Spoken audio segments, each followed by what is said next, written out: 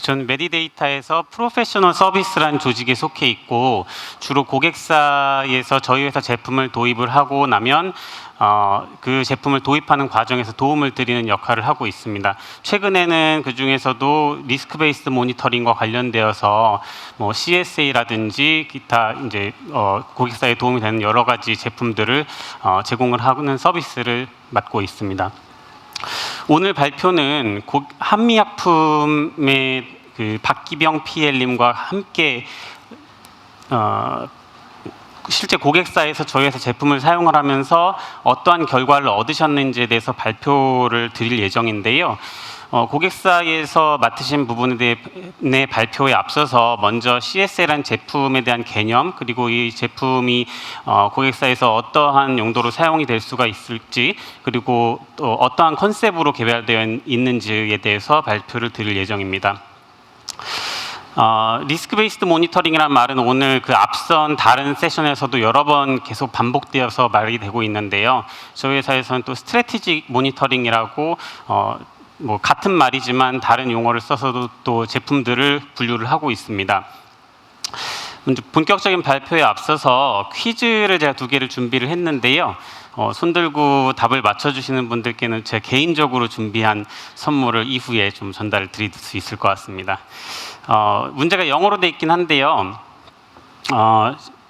임상시험을 진행을 하시면서 뭐 EDC를 통해서 데이터들을 계속 수집을 하실 텐데 그렇게 수집된 데이터에 대해서 DM 선생님들이라든지 CRA 선생님들이 여러 가지 업무를 수행을 하시면서 잘못된 데이터를 바로잡기 위한 노력을 기울이고 계신데요. 사실 그런 과정에서 엄청난 비용과 또 노력이 투입이 되는데 그 결과로 얼마만큼 많은 데이터가 실제로 변경이 되고 있을까요?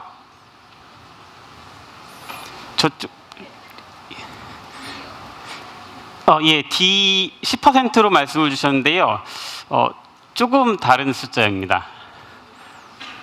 말씀 부탁드립니다. 이 5%가 정답입니다.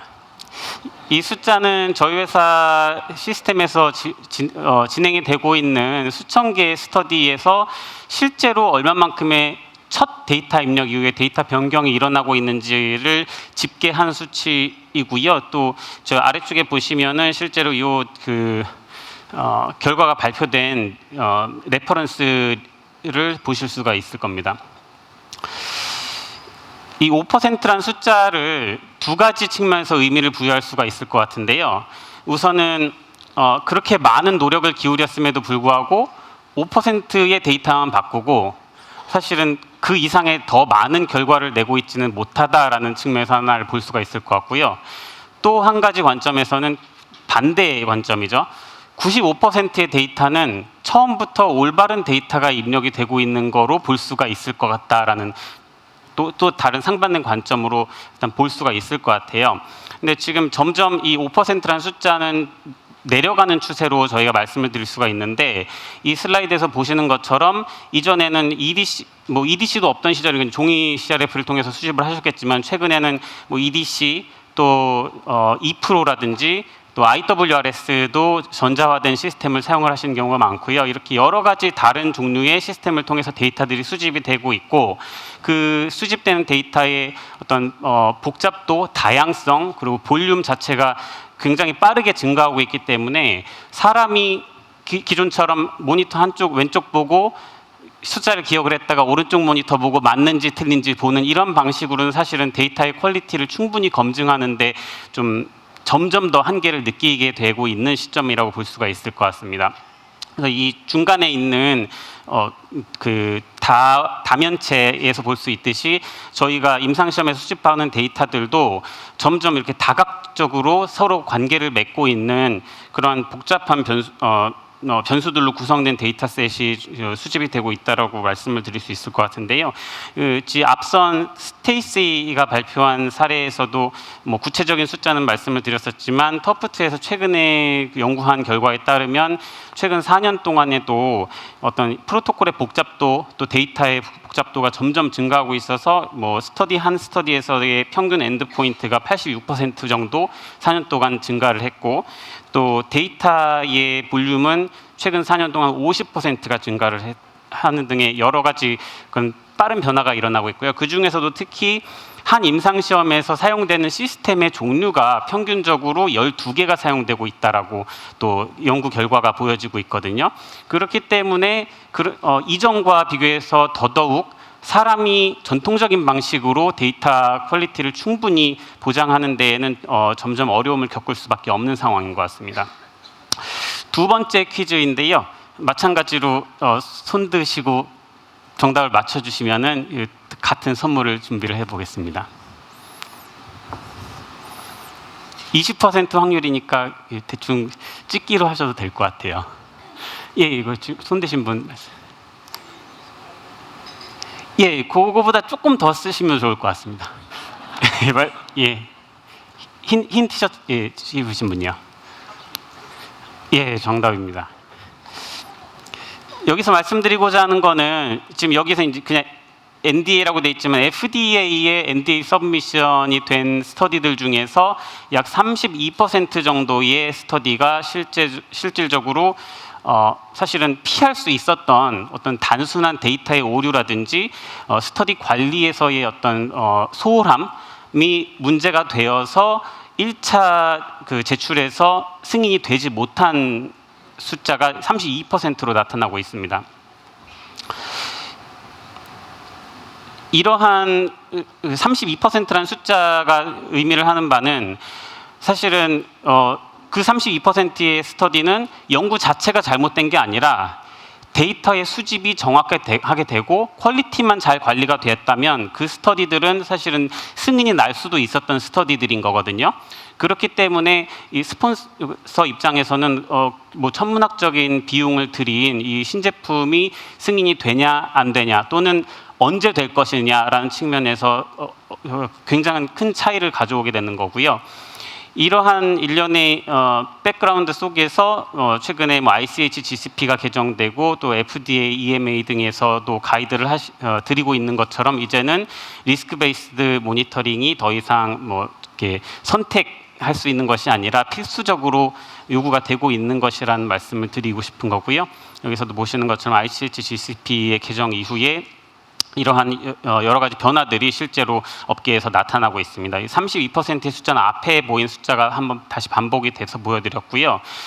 이러한 리스크 베이스드 어프로치를 가져가는 과정에서 현재 뭐 5개 정도 이상의 가용한 어떤 기술들이 적용이 되고 있고요.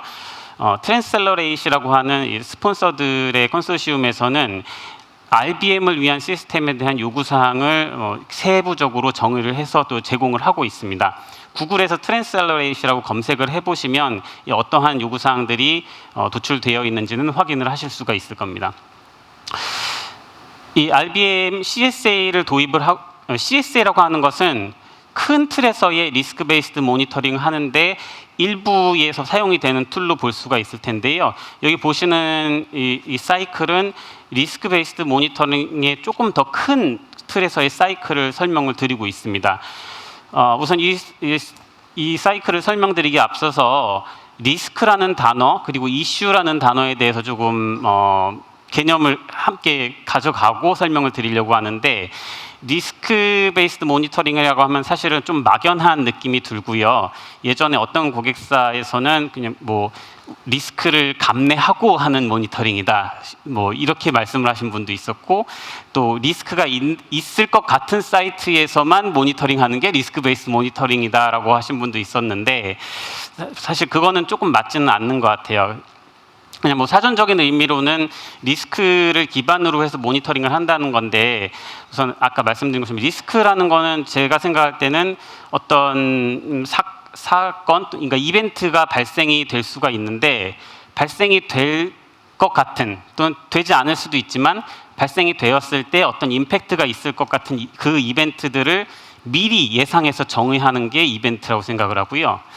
그러한 이벤트가 실제로 발생이 되었을 때 그 이벤트는 이슈가 되는 거겠죠.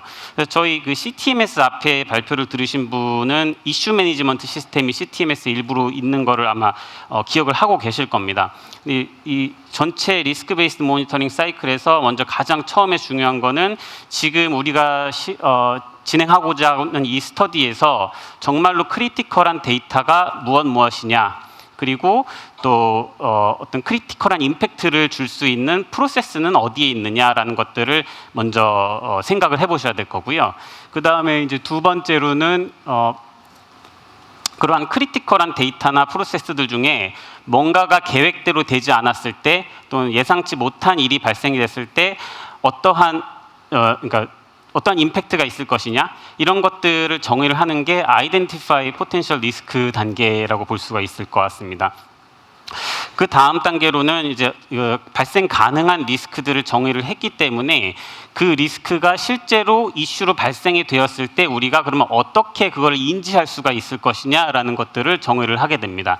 그걸 위해서는 뭐 표지자라고 해야 될 것 같은데요, 인디케이터를 정의를 해야 될 거고요.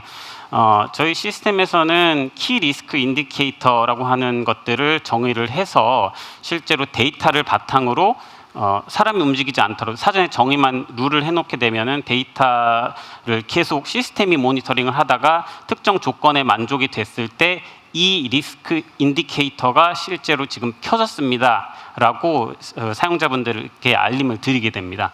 그리고 그렇게 인지가 된 인지가 된 리스크에 대해서 어떤 액션을 취할 것이냐라고 하는 것들도 마찬가지로 리스크에 대한 플래닝의 일부가 되게 됩니다.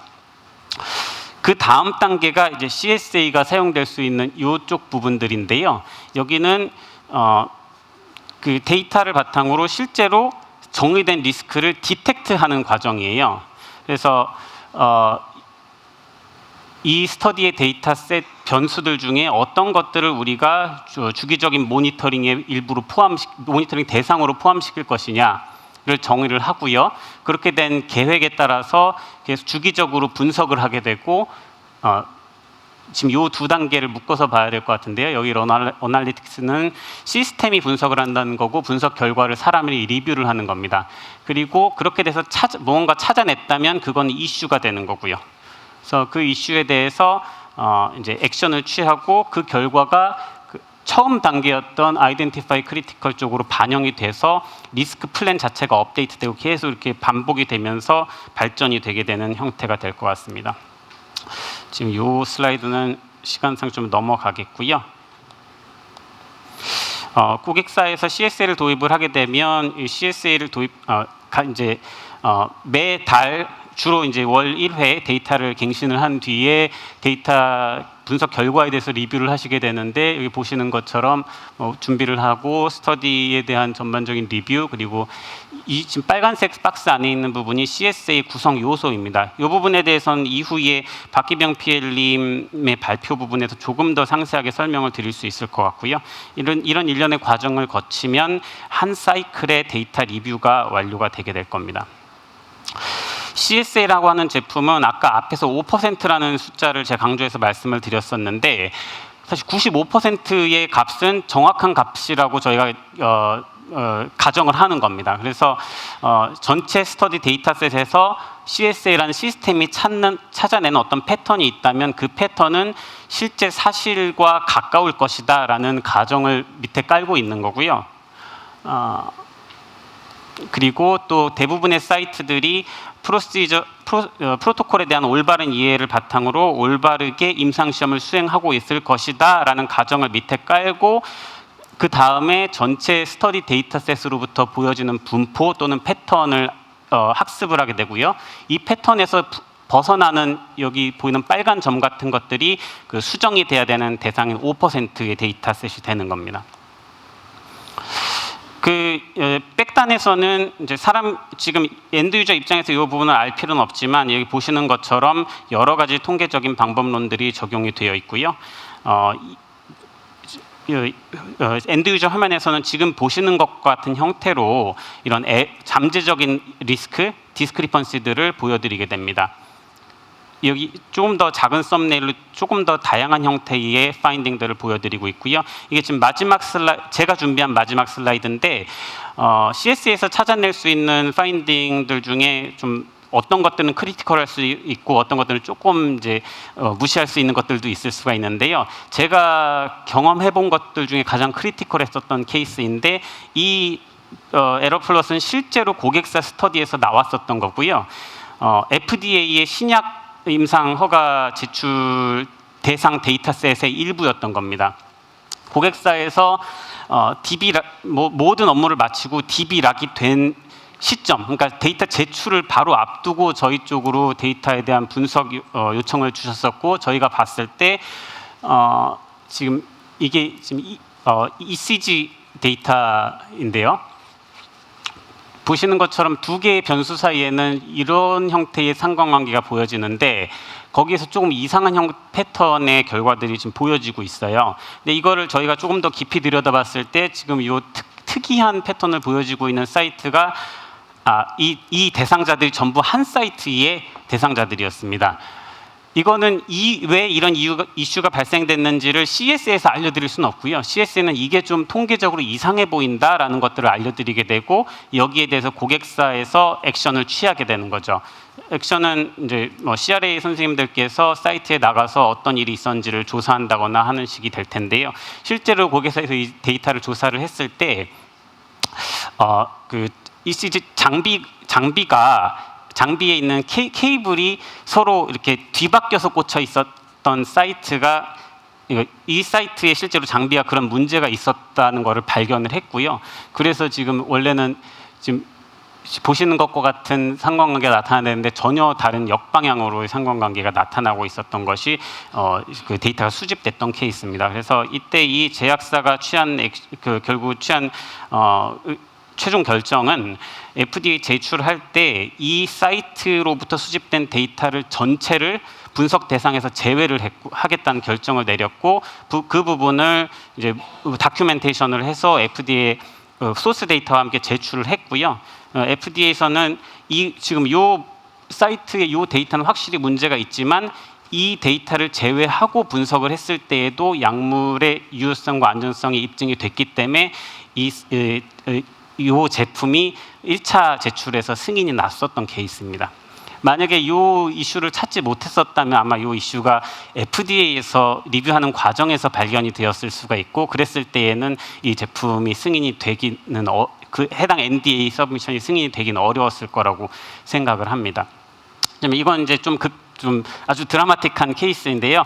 이후에 이제 발표를 드릴 박기병 PL님께서 나와서 발표를 드릴 텐데, 한미약품에서 최근에 한 4개 정도의 과제에 대해서 CSA를 실제로 적용을 하고 계시고, 아직은 사실 그 긴 기간 사용을 하시진 않아서 어떤 사례가 지금 이것만큼 드라마틱한 게 아직은 나오지 않은 걸로는 알고 있는데요. 특히나 이제 스터디가 좀 시작 단계이기도 해서요.